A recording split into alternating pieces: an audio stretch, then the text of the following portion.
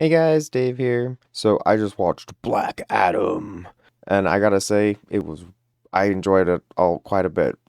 There's been quite a bit of hate against it, and I can see where it kind of dragged in certain aspects. Sometimes you saw the same kind of tropes in these kinds of movies, but the brutality and the fact that they chose to go in that route was really refreshing. We also got to see some really cool ass characters, some I never thought we would get to see, like Dr. Fate and Hawkman. Oh, and they were played so beautifully. I love those actors and they did great. We also got to see Atom Smasher and Cyclone, and those supporting characters were really good. I never thought we'd actually get to see Atom Smasher, so that was cool. Now let's talk about The Rock. The Rock, I think, was like born to play this role. He fit so perfectly into it. At least I think so.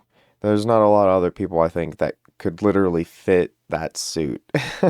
And he did a great job. He's a very great actor. I've watched him my whole life, and he really delivered. Now, with the Henry Cavill thing, that's a real big bummer because now that I've watched this movie, the whole tease of the Superman and Black Adam fight, I'm really bummed. I hope that they can somehow pull it out and we can see that someday. But unfortunately, I think that's kind of done and over with. If you were looking forward to that, I totally feel your pain because I got hyped up by it too. So that is unfortunate.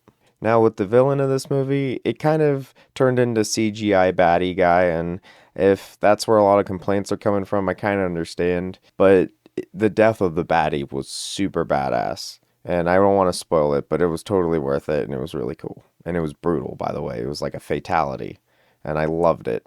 In fact, a lot of death in this movie, lots of fatalities, like literally like fatalities. It's crazy, but it was very satisfying to finally see that in these hero movies, because a lot of them pull their punches and I really like that they didn't. I respect the hell out of that. Overall, I can see the love-hate in this movie, but I think overall this is going to be revered as better than worse. It has its drawbacks, but most movies do. I think for what it did it really good. I love seeing The Rock as this character. I love seeing Dr. Fate. It's one of my favorite characters. And seeing the live action version was just so satisfying.